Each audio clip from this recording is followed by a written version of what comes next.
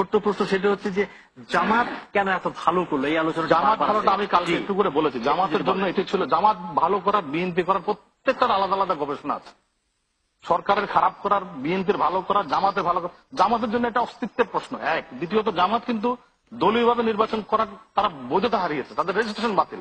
কিন্তু এই নির্বাচনটি তাদের জন্য একটা মানে তাদের শক্তি সহ করার একটি নির্বাচন। এবং তাদের একটা জামাত কোথাও দেখেছেন জামাতের একজন বিদ্রোহী প্রার্থী আছে? কোথাও নেই। কিন্তু আপনি দলে দলে দেখবেন আওয়ামী লীগের বিদ্রোহী প্রার্থী আছে, দলে দলে বিএনপির বিদ্রোহী প্রার্থী আছে। জামাত হচ্ছে একটি সুসংগঠিত সংগঠন। তারা তাদের জন্য তারা একটা খাদের কিনারে এসে দাঁড়িয়েছে। এই নির্বাচনে ভালো রেজাল্ট করা তাদের জন্য একটা বিরাট চ্যালেঞ্জ ছিল এবং তারা সেটা প্রমাণ করে চলেছে। আমি চট্টগ্রামের তিনটা আসনের উদাহরণ দিই। সাতকানিয়া, লোহাগাড়া, বাঁশখালী, তিনটা আসনে জামাত জিতেছে। একটা ছোট কথা বলি যে লোহাগাড়াতে যিনি দাঁড়িয়েছেন তিনি হচ্ছেন সাইদি রাঞ্জবি।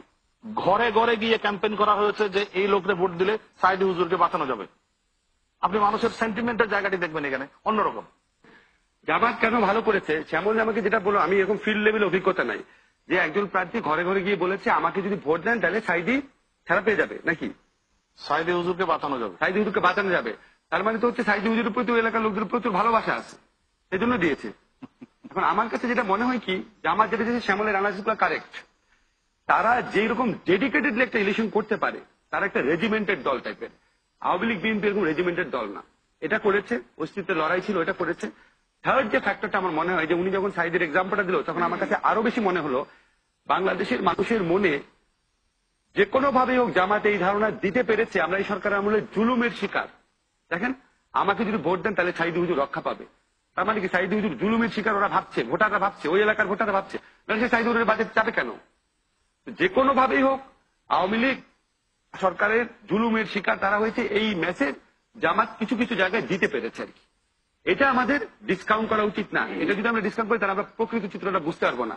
আওয়ামী লীগ আমলে আমরা একটা নতুন ডেভেলপমেন্ট দেখলাম যে আওয়ামী লীগ জামাতের বিরুদ্ধে এত ব্যবস্থা নেওয়া যাওয়ার পরে বাংলাদেশের তৃতীয় বৃহত্তম দল এখন আর জাতীয় পার্টি না, জামাত হয়েছে। এখানে আওয়ামী লীগ গভর্নমেন্ট তারা আপনার জামাতকে একটা জঙ্গি ফ্যাসিস্ট দল মনে করে। স্যার যেটা বলে একটু গুরুতর ব্যাপার। জামাত আপনার ইচ্ছা মতো টাকা ছড়িয়েছে, মিথ্যা লিফলেট বিক্রি করেছে, সবগুলো নির্বাচনী আচরণবিধির লঙ্ঘন। তাহলে তো আমার মনে হয় ইলেকশন কমিশনের ফাঁসি হওয়া উচিত, ইলেকশন কমিশনারদের। জামাত এভাবে টাকা ছড়ালো, লিফলেট বিলালো, আপনারা বাধা দিলেন না কেন? তাহলে তারাও জামাতের লোক বোধ হয়। আমার ধারণা একটা ইনভেস্টিগেশন আর জিনিস হলো সেটা ইলেকশন কমিশনের ব্যাপার। এখানে মূল হয়েছে যে এই ইলেকশনটা হয় অঞ্চল ভিত্তিক। আপনি লক্ষ্য করবেন এটা জাতীয় ইলেকশন না, অঞ্চল ভিত্তিক ইলেকশন। জাতীয়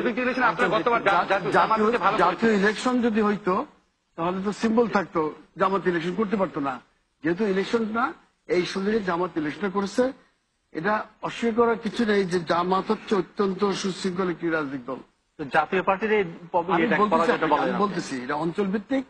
এই অঞ্চলগুলো জামাত সব থেকে বেশি সুযোগ নিয়েছে এবং তাদের সংগঠন অনেক শক্তিশালী, নো ডাউট, সুশৃঙ্খল, শক্তিশালী। পয়সা করে থাকি এটা। জাতীয় পার্টি এই কেন্দ্রের কোন নির্দেশই ছিল না, এই নির্বাচন যেতে হবে এইটা তারা চিন্তাই করতে পারে নাই। অথচ উপজেলার প্রবক্তা হচ্ছে এরশাদ।